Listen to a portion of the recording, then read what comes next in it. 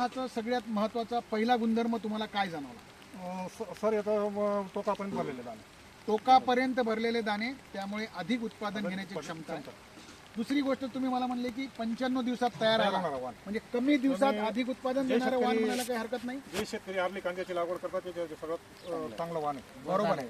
जर कळवण सटाणा हा जर कसमध्ये भाग पाहिला तर कांदा हे तुमचं महत्त्वाचं पीक आहे आणि कांद्यासाठी जमीन लवकर खाली पाहिजे असते. ज्या शेतकरी बांधवांना कांदा लावायचा असेल त्यांनी 5106ची निवड करायची आणि आपल्या शेतामध्ये 95 ते 100 दिवसात आपला मका घरी आणू शकता. दुसरा एक गुणधर्म पाहिलं की रणजित भाऊ तुम्ही सांगत होते की तुमच्या गावामध्ये बऱ्याच शेतकरी बांधवांना यावर्षी मक्याचं पीक जागेवर सुकून गेलेलं आहे. तर 5106 मध्ये तुम्हाला काय जाणवलं? सर ह्या म्हणजे जवळजवळ आमच्या पंचक्रोशीमध्ये फक्त एवढीच एक व्हरायटी तगधरून होती. बरोबर आहे. बाकीच्या सर्व व्हरायटी फेल गेल्या. करेक्ट. 5106 मध्ये चांगली प्रतिकारक क्षमता आहे.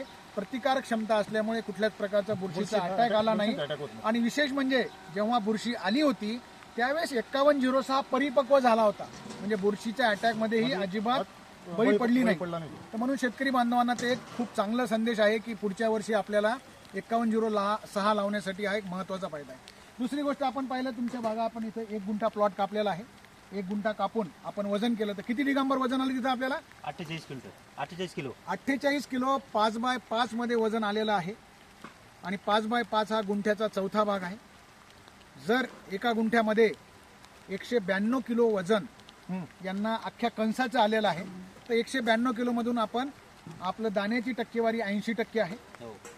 त्यानंतर त्याचं मॉइश्चर मायनस करून जर विचार केला तर आम्ही जे कॅल्क्युलेशन पूर्ण काढलं तर रणजित भाऊच्या शेतांमध्ये 45 क्विंटल ते 47 क्विंटलच्या दरम्यान एकरी उत्पादन येण्याचं क्षमता 5106 मध्ये आहे. तर रणजित भाऊ अजून एक तुम्हाला आहे की तुम्ही 5106 पहिल्याच वर्षी लावलं? हो, पहिल्याच वर्षी लावलं. या अगोदर आपण हायटेकचा 5101 ट्राय करायचं. 5101 तुम्ही ट्राय करत होते. 5101 वाण हे नेहमीच लावतात, तर हे बागायतीमध्ये आणि दूर अंतरावर आपण 5101 लावतो. आणि 5106 मध्ये क्षमता आहे. दोन्ही ओळीतलं अंतर 2 फूट आणि प्रत्येक झाडातलं अंतर 8 इंच लावलं तरी सुद्धा शेतकरी बांधवांना फायदेशीर मिळू शकते. त्यानंतर तुम्ही या भागामध्ये शेतकरी बांधवांना स्प्रेसाठी सुद्धा परेशान होतो. हो. तर 5106 वर तुम्ही काय तुम्हाला त्याचा अनुभव जाणवला? काय नाही सर, फक्त एक स्प्रे घेतला होता आळीसाठी. डेलिगेट मारलं होतं, त्याच्यानंतर काही स्प्रे केला नाही. बरोबर आहे. तर 5106 ला आळी सुद्धा स्प्रे कमी करावं लागतं. आणि सगळ्यात मेन म्हणजे सगळ्याला फक्त खताचं व्यवस्थापन क्लिअर पाहिजे. बरोबर. खताचं व्यवस्थापन केलं तर सगळ्यात उत्कृष्ट व्हरायटी. करेक्ट. तर शेतकरी बांधवांना एका एकरासाठी 120-60-60 असा जर टेक्निकल डोस दिला तर तुम्ही नक्कीच तुम्हाला उत्पादन 2 विभागणीमध्ये किंवा 3 विभागणी जर केलं, आणि विशेष करून तुरा असतो आणि पोटरीमध्ये मका असताना त्यावेळेस जर आपण खत चांगलं दिलं तर तुम्हाला 5106चं उत्पादन चांगलं येऊ शकतं. तर अजून आपल्यासोबत कसमादेचे टेरिटरी मॅनेजर दिगंबर आहेत आणि विश्वंभर बेरे आहेत, नाशिक जिल्हा. तर विश्वंभर साहेब, तुम्ही सुद्धा खूप असे प्लॉट पाहिले असतील 5106. तर एका मिनिटामध्ये तुमचा काय मेसेज आहे नाशिक जिल्ह्याच्या शेतकऱ्या बांधवासाठी 5106? नाही, नक्कीच 5106 हे एक असं वरदानच ठरलेलं आहे मक्याचं की कुठल्याही रोगाला बळी न पडता उत्पन्न सर्वात जास्त मिळते. आणि शेतकऱ्याच्या जे साथीला म्हणतो आपण, म्हणजे कुठल्याही परिस्थितीत येणारं वाण हे नक्कीच प्रत्येक भागात मी जे प्लॉट बघितला शेतकऱ्याचे प्रतिसाद असेच आहे की फार खुश आहेत की पुढच्या वर्षी नक्कीच जास्तीत जास्त लावायची तयारी आहे शेतकऱ्यांची. बरोबर आहे. तर दिगंबर, तुमचं काय मत आहे? तुम्ही सुद्धा 5106 पाहिलं आणि इकडच्या शेतकऱ्याच्या तुम्ही जवळून ओळखतायत, तर इकडच्या शेतकऱ्यांसाठी तुम्हाला 5106 काय वरदान राहील, कसं राहील? सर, एक साधारणतः आम्ही म्हणजे विसापूर, बेज, बाधवण, गांगवण, त्याच्यानंतर परिसरातले जे प्लॉट बघितले ते सगळे प्लॉट एक्सलंट प्लॉट आहेत आणि प्रत्येक शेतकरी म्हणजे एकदम समाधानी आहे. आणि शेतकऱ्यांनी स्वतःहून आम्हाला फोन केले.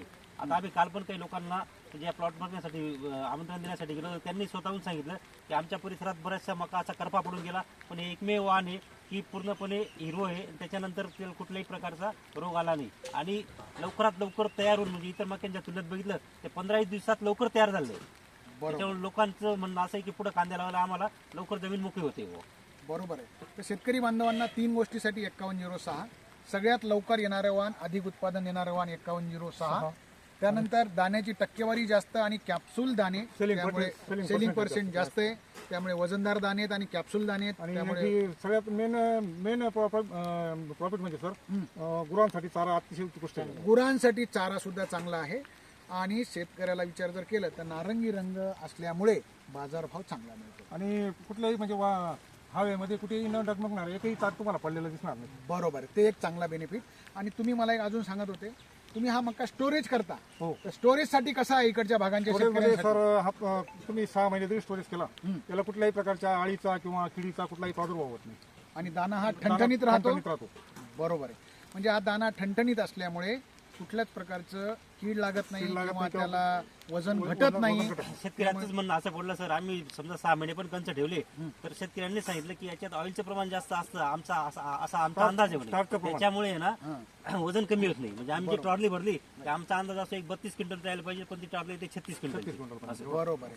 तर शेतकरी बांधवांना जसं झिंक जर आपण वापरलं मक्यामध्ये तर अजून चांगला दाणे भरण्यासाठी चांगली मदत होतं किंवा वजनदार होतं. तर सगळ्या शेतकऱ्यांनी सिलिकॉन आणि झिंक हे सुद्धा वापरलं पाहिजे. तर नक्कीच जसे रणजित भाऊ जाधव आज हायटेकच्या 5106 वर खुश आहेत, तसं नाशिक जिल्ह्याच्या सगळे शेतकरी पुढच्या वर्षी उत्पादन घेऊन खुश होतील अशी मी आशा करतो. आणि येणाऱ्या खरीपसाठी तुम्हाला आमच्याकडून खूप खूप शुभेच्छा. Thank you sir. धन्यवाद.